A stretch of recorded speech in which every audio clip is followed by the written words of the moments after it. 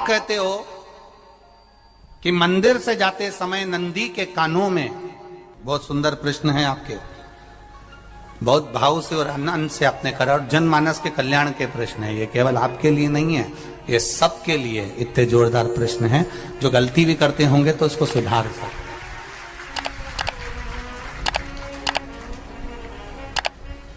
आपने कहा कि नंदी के कानों में कहना चाहिए, लोग हंसते हैं, कहते हैं बताओ वो नंदी के कानों में भगवान को कहना चाहिए। वैसे तो हम आपको एक बात बता दें कि दुनिया के लोग किसी दूसरे धर्म की कभी हंसी नहीं उड़ाते। दुनिया के लोगों को दूसरे का धर्म अच्छा लगता है। दुनिया के लोग सबसे ज्यादा हंसी उड़ाते हैं तो हमारे सनातन धर्म की ही उड़ाते हैं, और जी खुद उड़ाते हैं, दूसरा उड़ाने वाला नहीं होता। दूर के ढोल हमें समझ में आते हैं, उसका धर्म हमें समझ में आ गया, उनके यहाँ क्या है, ऐसा है, आओ कुछ नहीं, उनके धर्म में ऐसा है, कितना आनंद हमें दूसरे के धर्म में लग रहा है, और हमारा सनातन धर्म हमको बुरा लगता है। हमारे सनातन धर्म हमें बुरा लगने लगा। अरे भाई, लोग कहते हैं कि नंदी के कान में कहते हो, ये कोई हमारे पुराणों में या शास्त्रों में लिखा है? भगवती बहन साहू, आपको धन्यवाद देना चाहूंगा और एक बात कहना चाहूंगा, जितनी भी शिव महापुराण के अंतर्गत चाहे उपाय जो बताए जाते हैं कि बेलपत्री ऐसे चढ़ाना, काली मिर्च ऐसे चढ़ाना, चावल ऐसे चढ़ाना, धतूरा का क्या महत्व है, शमी के पत्ते का क्या महत्व है, बेलपत्री के पत्ते का क्या महत्व है, ये जितनी भी बातें बताई जाती हैं ये सब पुराण के अंतर्गत से बताई जाती है। अब दुनिया के लोग इसको चाहे टोटका कह दें, चाहे दुनिया के लोग इसे टोना कह दें, पर पुराण से हटकर कुछ नहीं। और आप लोगों को अगर बोला है कि नंदी के कान में कहकर भगवान शंकर के मन में बात पहुंचे, तो ये क्यों कहा, तो ये भी हमारी शिव महापुराण में लिखा है, जलंधर के चरित्र में। कोई आपसे कहे कि नंदी के कान में बोलने से क्या होता है, ये जलंधर का चरित्र कह रहा है। मां पार्वती जी का हस्त कमल पकड़कर जलंधर लेकर जाने लगा।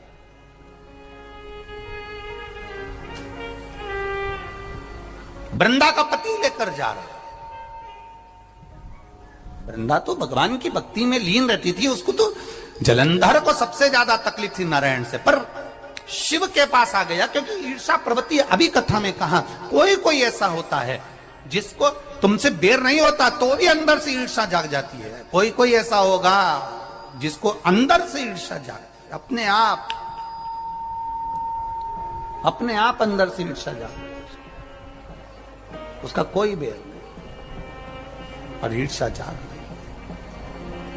भीतर से ईर्षा जाग।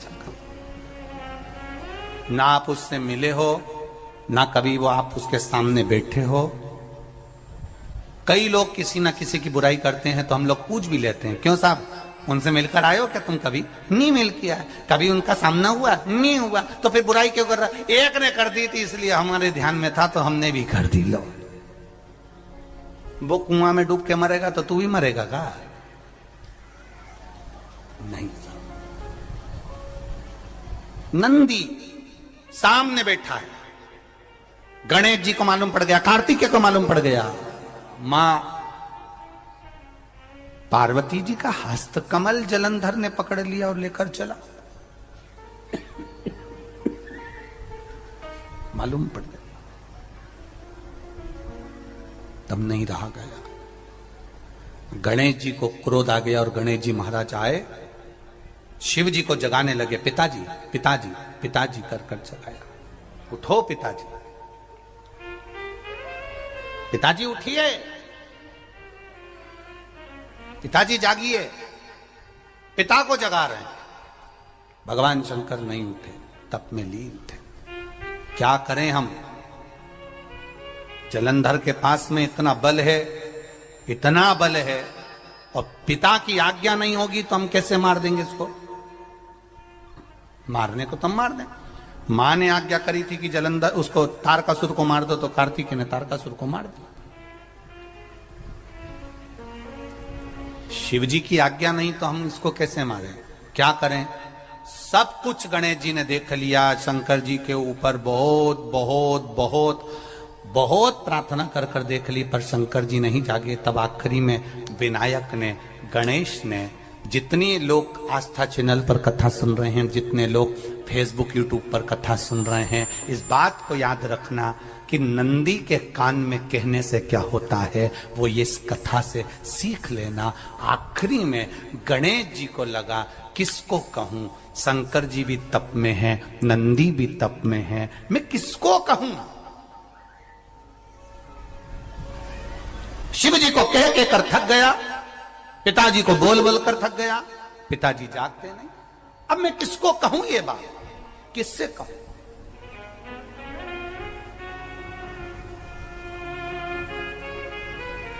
विनायक गए सीधे अब नंदी के पास में। नंदी भी तप में लीन थे, शंकर जी की ओर मुख था, शंकर जी की ओर मुख था।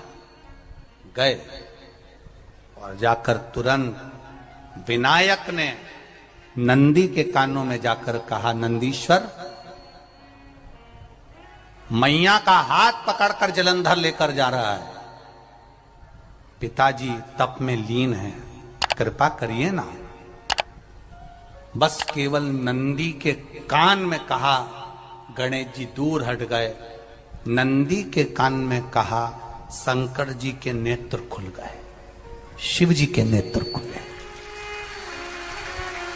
ध्यान देना जरा, इस शिव महापुराण की, आशुतोष शिव महापुराण की कथा, जो कथा यहां कही जा रही है, यह कथा पहले के चरित्रों में सुनने को नहीं मिली होगी। जरा ध्यान देना इस संवाद पर, जितने लोग आस्था चैनल पर, जितने फेसबुक यूट्यूब पर सुन रहे हैं।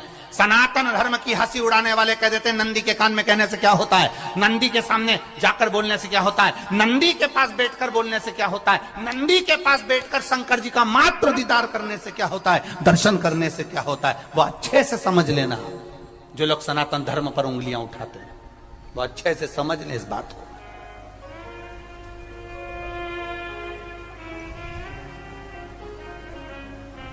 क्या होता है,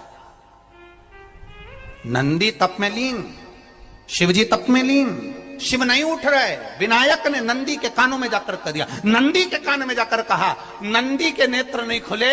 नेत्र किसके खुले? जम के बोलो, महादेव के खुले, शिव जी के खुले। ये मन का तार। नंदी शंकर की आराधना कर रहे थे, शिव अपनी भक्ति में डूबे थे।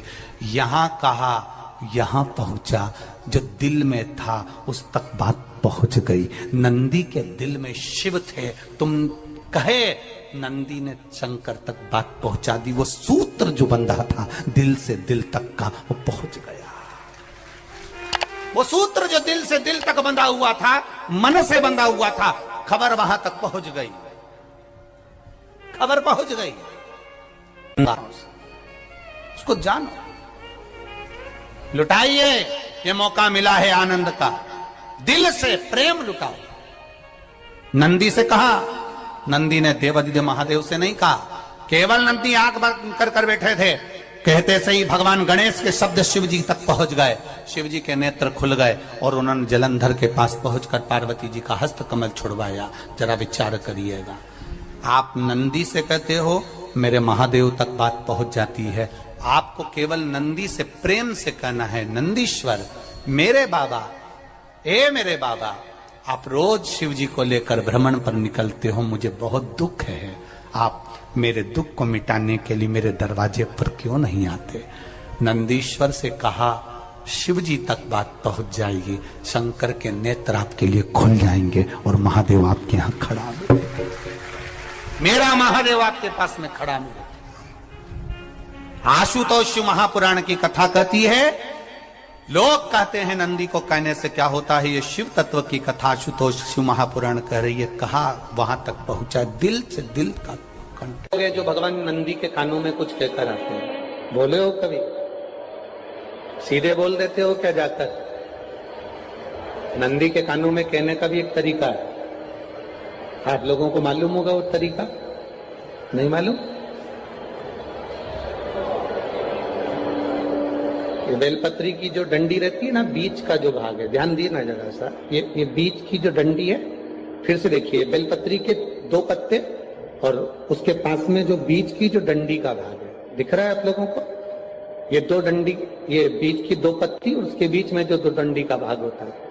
जब हम देवादिदेव महादेव से कोई बात कहने वाले होते हैं ना कि बाबा बहुत दुखी हूं, बाबा बहुत तकलीफ चल रही है, बाबा मैंने एक कंपटीशन एग्जाम में परीक्षा दी है, बाबा मेरे जीवन में ये तकलीफ हो रही है, बाबा, तब इस बेलपत्री की जो ये डंडी होती है, इस उंगली से, इस अंगुष्ठ से इस डंडी को पकड़ा जाता है और बाबा के कर्ण में कहने से पहले ये हाथ को नंदी के ऊपर रखकर फिर हम बाबा के नंदी के कानों में कहते हैं और चलते समय इस बेलपत्र को अशोक सुंदरी की जगह पर चढ़ाकर वापिस सजाते हैं। देव अधिदेव महादेव को पार्वती की बात मानना ही पड़ती है और वो कहना ही पड़ता है। ये बेलपत्र की महत्व है। ये जितना फल एक बेलपत्र की पत्ती में, उतना की उतना फल। हम आपसे फिर कहेंगे, कभी मौका मिल जाए जिंदगी में, कभी तुम्हारे जीवन में अगर मौका मिले और कहीं बेलपत्री का वृक्ष मिल जाए जिसकी छांव तुम्हारे ऊपर पड़ रही हो, तुम्हारे ऊपर अगर बेलपत्री की छांव पड़ रही हो, उसके नीचे बैठकर कभी मौका मिले, एक बेलपत्री का पत्ता मात्र रखकर आप शिव जी का नाम लेकर जल भी अगर समर्पित कर रहे हो ना, तो वो 12 ज्योतिर्लिंग को जल चढ़ाने के बराबर फल प्रदान कर। एक बेलपत्री का पत्ता, एक बेलपत्री का वृक्ष, एक बेलपत्री के वृक्ष की